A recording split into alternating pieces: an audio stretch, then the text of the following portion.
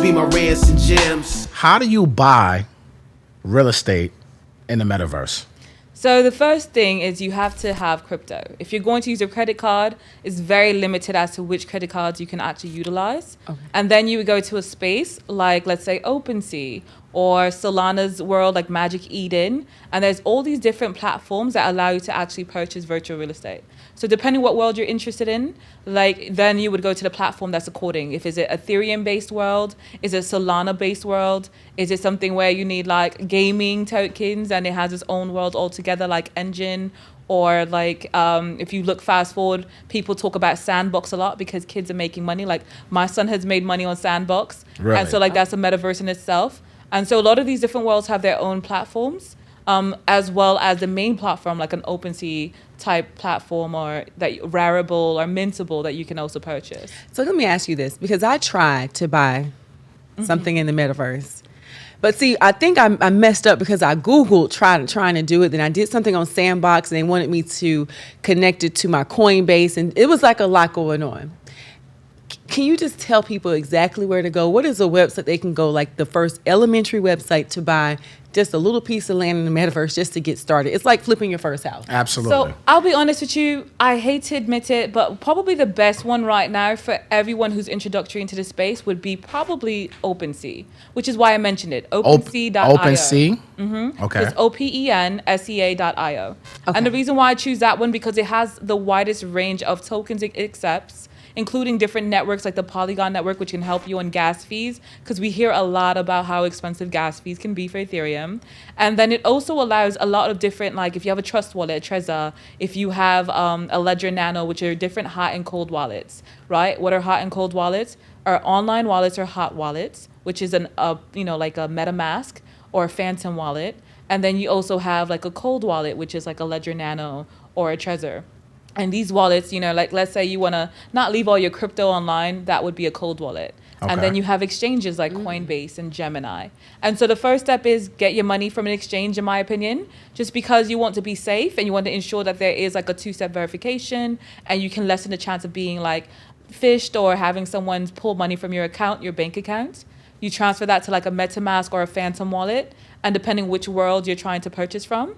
And then you would then go onto that platform and purchase land. But I always tell people, be mindful of figuring out who your neighbors are going to be in the metaverse. So a lot of these lands, you can actually go right on OpenSea. And like, let's say if it's Sandbox, you can click a little link and it shows you where in that world it's located. And you can sometimes just walk right up to your neighbor's properties and like look at like at least who's the owner, the name of that person. Or sometimes they leave it open where you can walk right in and see what kind of art they have. And so even when I was purchasing my first virtual real estate property, I made sure I knew who my neighbors were. And the first place, I loved it because it was so big. But then when I looked to see who my neighbor was, he had some like inappropriate art on his walls. And I was inappropriate? I mean, like fellatio type. Yeah. And so there's stick figures doing inappropriate things. And there's a lot of these worlds don't have censorship. And so if you have younger children in this space, you have to be very mindful as to which platforms you allow them onto. You also have to be mindful of where you purchase your property, because if someone's visiting your property and your neighbors are kind of lawless, then you also have to potentially deal with that as well. And there's a lot of inappropriate memes and gifts that people would utilize in that space as well. And you can't control what another person does. Correct. So how does that affect you, though? Let's just say we do have, because when we were in LA, we went to that NFT event, right? And we literally saw a situation. Yeah. It looked like it looked like a situation. Like it was very sexual, right? But how would that affect like your resale value of your land? Like, is it going to bring it down or bring it up, or is it just something to be cautious of? Something to be cautious of, because realistically, when you're looking at people worldwide, we do have, especially when you leave the United States and you go to France, there are certain ads where here in America we would find inappropriate, but then you might see a woman who is bare-chested and just jeans on in France, right? In just a regular ad, because there is a difference when it comes to how sexuality is discussed and perceived in other countries compared to here. But at that same point, so it really comes down to how bad is the art, right? Is it like soft?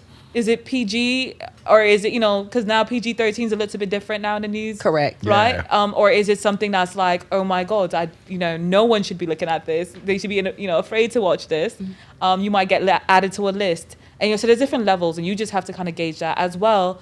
Keep in mind that your neighbors sometimes, even if they have inappropriate art, that person might be getting 1,000 viewers worldwide a day. Exactly. And so sometimes it works in your favor. So That's what I was saying. If you're not catering to a child audience and you only have adults, in a way it works in your favor because you have random strangers who are going to look at your art. So like my neighbor in the metaverse, I won't say the person's name because I'm not getting paid to say their name, but he has his own NFT chain and he does very well. His NFTs sell out very well. So I automatically piggyback off of his viewers. They come to look at his property. My entrance is strategically placed right next to his entrance, so they just have no reason but to come next door and look at my property. And they bid on my art all the time. So even when I'm not hosting an event, I have random strangers from like Singapore bidding on my art. And so that's always great. Now, wait a minute. Now Yeah. you got You got to slow down. you got to slow down just a little bit. Just You're a little talking to bit. people that don't know. Yeah. So But- let's take it back to the essence. Yes. How much does it cost to buy land or buy property in the metaverse? So depending what place you want, like a lot of people know Decentraland. The average property can be like 3,000 to 7,000. Okay. But there isn't like, And how big is that? so it's not like big in the way that you could think about it, Okay. right? So it's not Because like square footage, it's- bedrooms, baths, things like how we look in the real world. create it. Okay. So your space is a footprint. Some footprints are bigger, some are small, medium, large footprints. Like a medium footprint, you could fit a whole art gallery, a whole house, a bedroom. It could really be whatever your imagination is for some of these places. Okay. Like one of my favorites is CryptoVoxel because you can do that on your mobile device. Okay. And a lot of them are not mobile friendly. But at that same point, once you decide what world you want to be a part of, right now where we're buying the dip, there were properties that were $14,000 2 months ago, and right now they're literally going for about $3,000. So you advise. $4,000. So this is the time to buy in from the metaverse, especially if you're looking at it and let's say Ethereum currently, which is one of the main altcoins for a lot of the base purchasing of most of these worlds. Yeah. Ethereum is down right now. Ethereum is down. Yeah. So I'm one of those people, this is not professional advice, but I would say buy the dip, yeah? Okay. Why not, when you see a property that was $7,000 2 weeks ago or a month ago, and it's now going for $3,000, unless you think that company's never going to rebound, why wouldn't you buy it at $3,000 versus $7,000?